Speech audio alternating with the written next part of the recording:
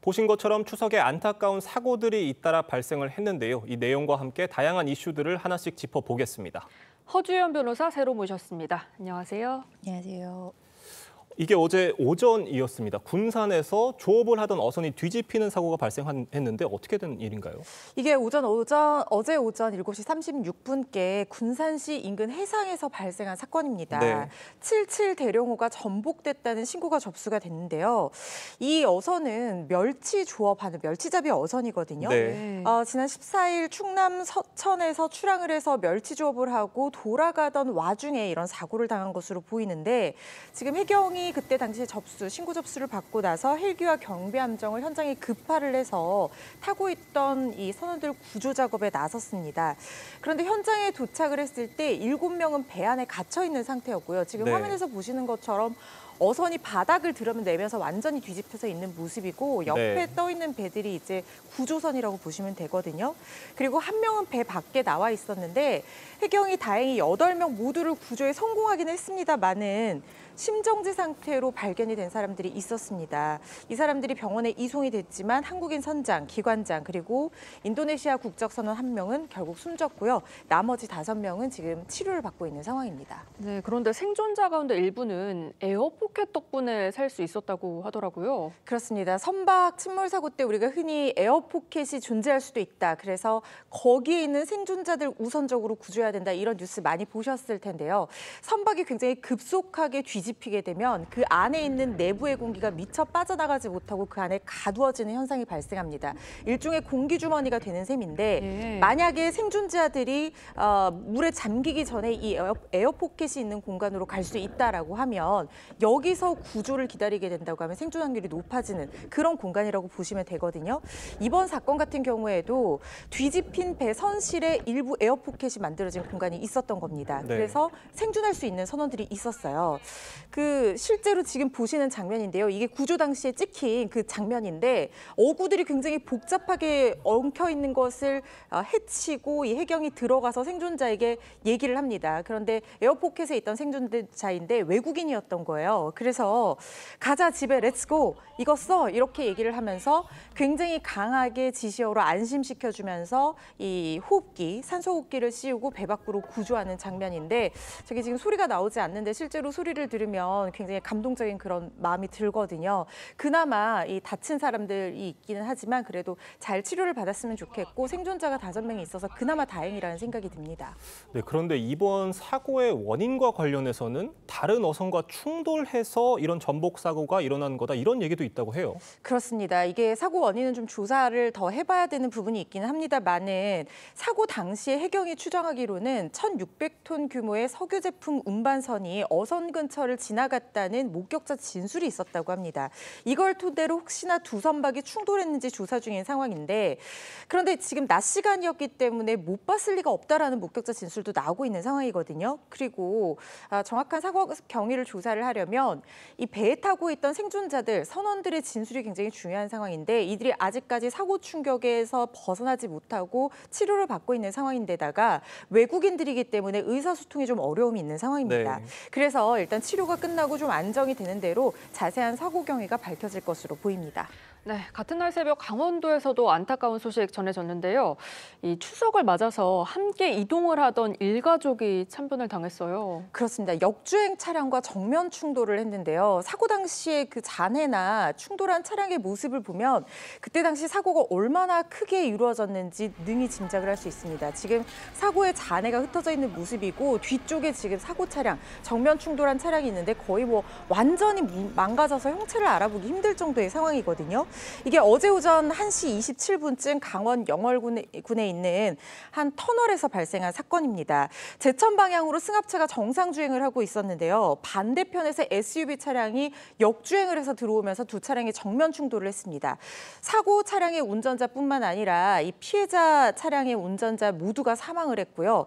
피해 차량 승합차였는데 승합차에는 아내와 그리고 어린아이 2명, 3살 배기의 아기라고 해요. 그래서 운전자가 아기를 안고 막 나오는 나오는 그런 장면도 찍혔는데 아기와 그리고 장인과 장모가 일가족이 타고 있었는데 운전자는 숨졌지만 나머지 가족들은 지금 부상을 입고 치료를 받고 있는 상황이거든요.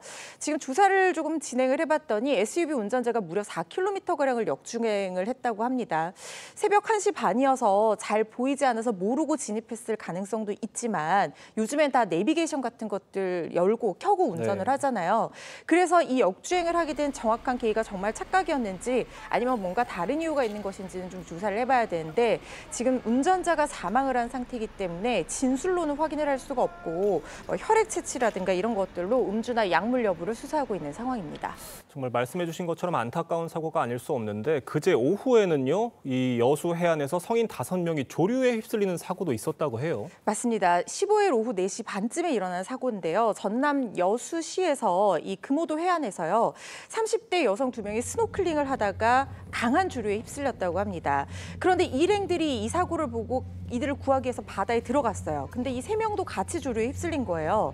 외부에서 보면은 이 안에 속조류라고 해서 물살이 얼마나 센 조류가 있는지 확인을 못하는 경우도 있거든요. 이렇게 5명이 조류에 휩쓸려서 물살에 떠내려 갔는데 해경이 신고를 받고 출동을 해서 육지에서 350m가량 떨어진 해상에서 표류 중이던 이들 5명을 그나마 다행히 정말 다행이요. 전원 무사히 구조를 했다고 합니다. 네, 정말 이런 안타까운 사고들 더는 일어나지 않았으면 좋겠는데요. 오늘 이 소원 보름달 보면서 빌 수 있을까요? 앵커께서 보름달 보시면서 빌어주시면 이루어질지 않을까 하는 생각이 드는데요.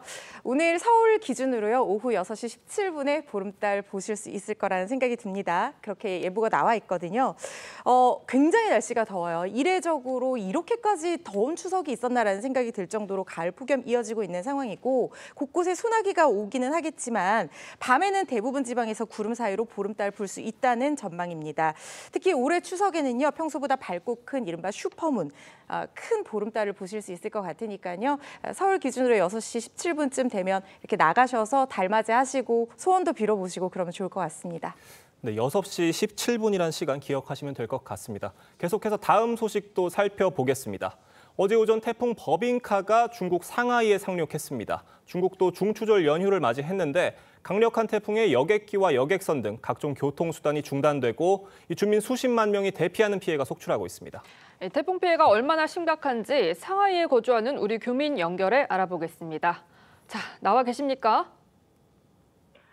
네, 안녕하세요. 여기는 상하이입니다. 네, 현재 중국 어디에서 언제부터 체류하고 계신지 다시 한번 설명을 부탁드리겠습니다. 네, 현재 저는 상하이 푸동에 살고 있고요. 상하이에 거주한 지는 22년 되었습니다.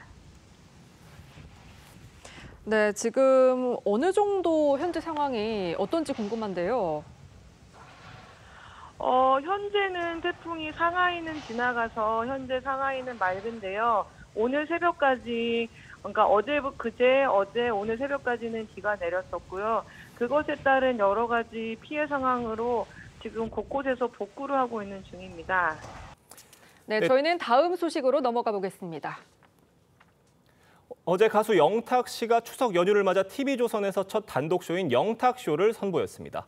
무려 26곡을 쉬지 않고 펼치는 역대급 무대가 펼쳐졌다고 하는데요. 화려했던 등장 보고 오시죠. 안녕하세요, 영탁입니다.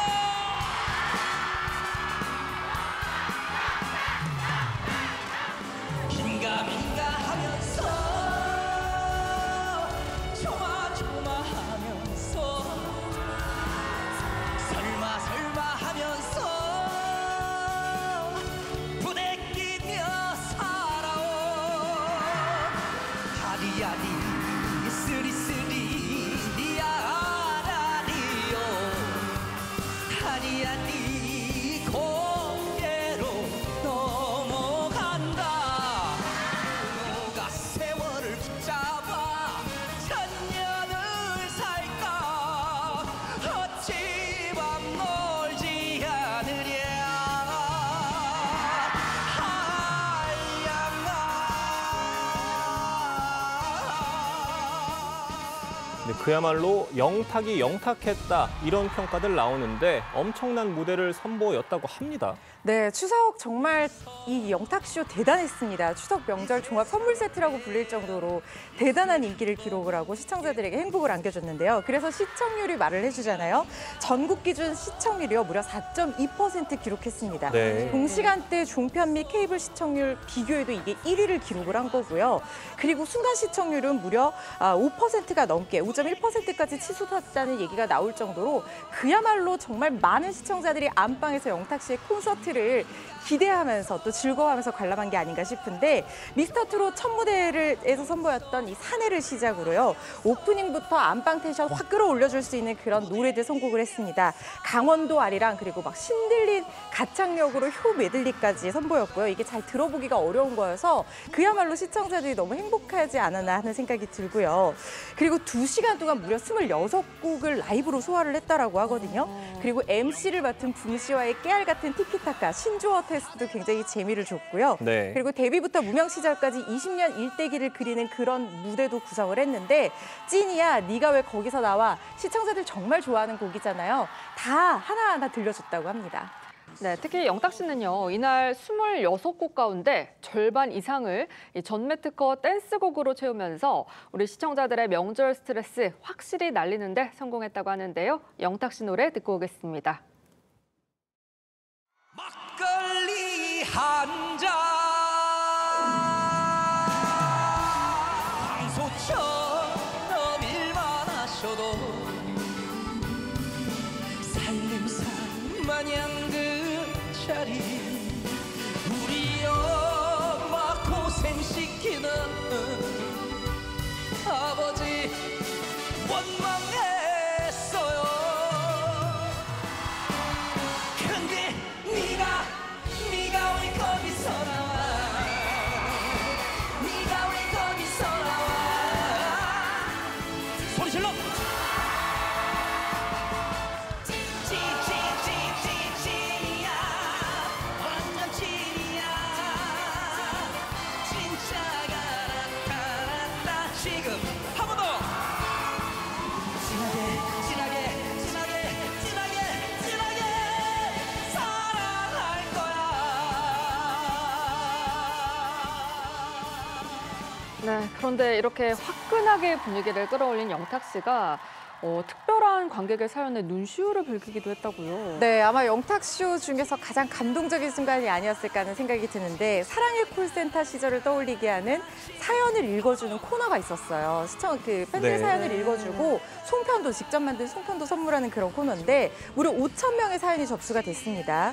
장롱 면허를 탈출해서 영탁 씨 공연을 보러 다니기 위해서 운전을 하게 된 그런 모녀의 사연도 있었고 영탁으로 탁동단결한 그런 며느리들의 사연도 있었지만 가장 눈길을 끌었던 것은요. 영탁의 노래를 들으면서 건강을 되찾은 아버지의 사연이 시청자들 당연하고요. 영탁 씨까지 눈물 짓게 만들었다고 합니다. 네. 이 영탁 씨를 향한 사랑으로 병마를 이겨냈다고 하는데 모두가 가망이 없다고 할 정도로 병세가 악화가 됐었대요. 그런데 영탁 씨 노래를 들으면서 희망과 심지어 건강까지 되찾았다고 한 거예요. 그래서 정말 녹화 현장도 감동으로 그냥 달구어졌다고 합니다.